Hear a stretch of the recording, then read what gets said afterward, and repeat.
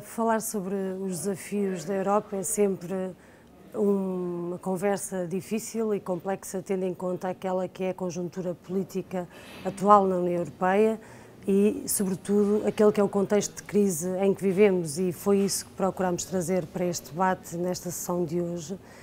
E, sobretudo, tendo em conta a configuração política, mais difícil é porque a Europa tem-se mostrado completamente incapaz de definir politicamente esses desafios. E isso é agravado pelo facto de muitas vezes falarmos do mesmo, mas cujos projetos políticos que lhes estão associados são radicalmente diferentes. E tivemos um exemplo claro na semana passada com a expulsão de cidadãos romenos por parte do governo francês,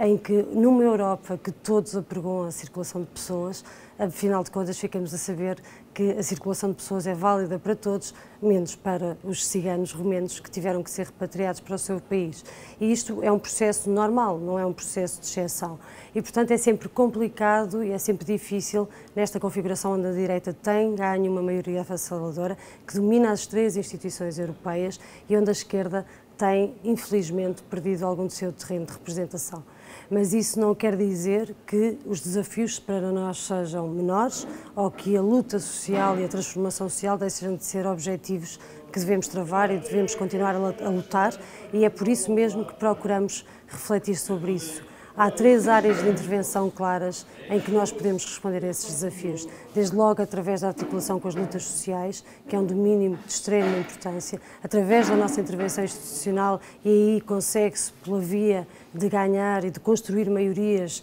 e fazer convergências contra as políticas neoliberais e contra as políticas que têm agravado a vida das populações europeias, e também numa terceira dimensão, que é a dimensão de podermos ressalvar e destacar aquilo que vão sendo as nossas vitórias, porque apesar de uma relação de forças desigual, vai havendo vitórias e essas vitórias significam ganhos para a vida das pessoas. Claro, no fim de uma discussão como esta e de todo este processo, é que não há desafio nenhum que se possa colocar à Europa que não tenha que colocar como prioridade principal e primeira o combate aos 10% de desemprego e a criação de uma política económica de emprego de longa duração, que é aquilo que tem estado a toldar qualquer tentativa de recuperação. Para além disso, esta Europa não tem instrumentos que façam resposta ou que façam frente às dificuldades e à crise que vivemos. Esses instrumentos, como os conhecemos, são os planos de estabilidade e de crescimento, e são planos que, em vez de resolverem a crise, só tendem a agravá-la.